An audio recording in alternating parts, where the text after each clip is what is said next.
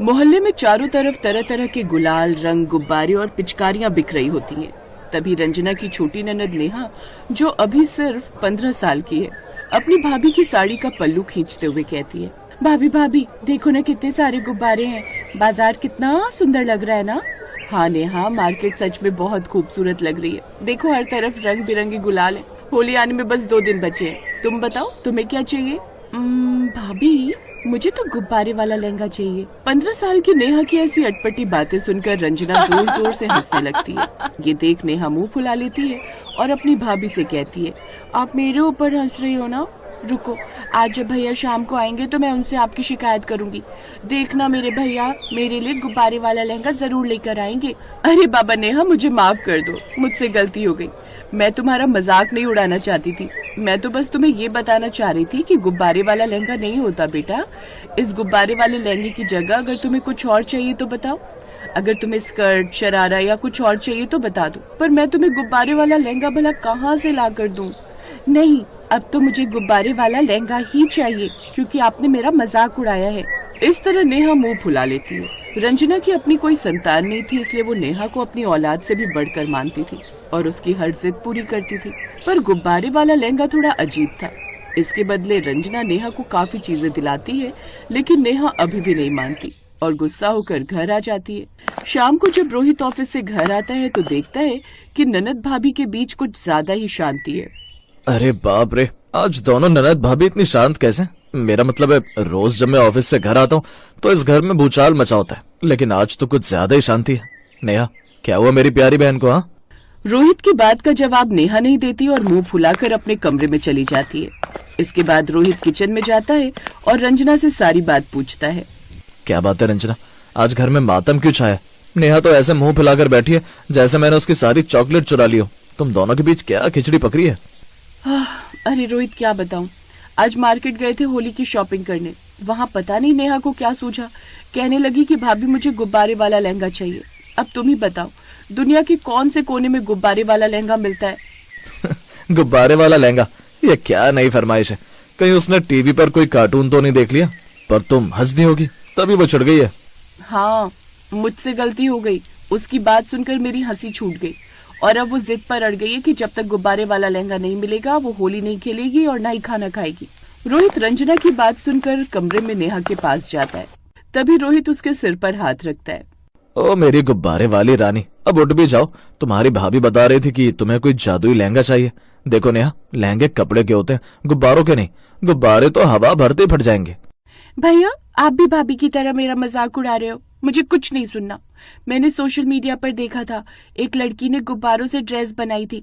अगर आप मुझे वैसा लहंगा नहीं दिला सकते तो साफ मना कर दो। मैं कल से स्कूल भी नहीं जाऊंगी। इतना बोलकर नेहा फिर से चादर ओढ़कर सो जाती है और रोहित बाहर आता है और रंजना से कहता है कि ये मामला गंभीर है। रंजना को नेहा की उदासी देखी नहीं जाती। वो रात भर सोचती है कि अपनी ननद की ये अजीब ख्वाहिश कैसे पूरी करे। तभी रंजना खुद से कहती है, रोहित तो सो गए पर मुझे नींद नहीं आ रही। बेचारी नेहा, जब वो इतनी जिद कर रही है, अगर मैंने उसकी जिद पूरी नहीं की तो उसका त्योहार खराब हो जाएगा। कुछ तो जुगाड़ करना पड़ेगा। अब अगली सुबह रंजना चुपचाप मार्केट निकल जाती है। वो कपड़े की दुकान पर नहीं बल्कि सजावट वाले की दुकान पर जाती है। भैया, मुझे ऐसे गुब्बारे दो जो जल्दी ना फटे और जिनमें रंगीन चमक हो। आज मुझे अपनी ननद के लिए कुछ खास बनाना है। वहाँ से वो बहुत सारे रंग बिरंगे छोटे बड़े गुब्बारे, गोंद, रिबन और एक सादा सफेद लहंगा खरीद लाती और रंजना घर आकर कमरे का दरवाजा बंद कर लेती है। वो नेहा को कमरे में नहीं आने देती और वो पूरे दिन मेहनत करती है। वो सफेद लहंगे के ऊपर एक एक करके छोटे छोटे हवा भरे गुब्बारे टांकने लगती है। शाम तक लहंगा गुब्बारों से लद जाता है और ऐसा लगता है जैसे कोई रंगीन बादल जमीन पर उतर आया हो। शाम को जब रोहित आता है तो अपने कमरे का दरवाजा खटखटाते हुए कहता है, रंजना, दोपहर से अंदर क्या कर रही हो? खाना भी नहीं खाया तुमने। नेहा भी बाहर उदास बैठी है। बस 5 मिनट रोहित, आज नेहा का सरप्राइज तैयार हो गया है। नेहा को बुला कर लाओ। उसकी बात सुनकर अब रोहित नेहा को लेकर आता है। रंजना धीरे से दरवाजा खोलती है। सामने स्टैंड पर एक ऐसा लहंगा टंगा होता है जिसे देखकर नेहा की आंखें फटी की फटी रह जाती हैं। लहंगे के घेरे में गुलाबी, नीले, पीले और हरे गुब्बारे सजे होते हैं। भाभी, ये तो वही है, बिल्कुल वैसा ही जैसा मैंने सोचा था। ये कितना सुंदर है। आपने इसे कैसे बनाया? तुम्हारी खुशी के लिए कुछ भी नेहा, ये तुम्हारा गुब्बारे वाला लहंगा है, पर याद रखना इसे पहनकर तुम्हें बहुत संभल कर चलना होगा। अगर किसी ने सुई चुभाई तो लहंगा गायब हो जाएगा। नेहा खुशी के मारे रंजना के गले लग जाती है। रोहित भी रंजना की मेहनत देखकर दंग रह जाता है। होली वाले दिन सुबह सुबह नेहा वही लहंगा पहनकर तैयार होती है और अब जब मोहल्ले के न सिर्फ बच्चे बल्कि और भी लोग उसे देखने के लिए घर के बाहर जमा हो जाते हैं। अरे रंजना, ये क्या कमाल कर दिया तुमने, ऐसी ड्रेस तो हमने आज तक नहीं देखी। नेहा तो बिल्कुल गुब्बारे वाली परी लग रही है। देख लो आंटी, ये मेरी भाभी का टैलेंट है, अब कोई मुझे रंग लगा कर दिखाए।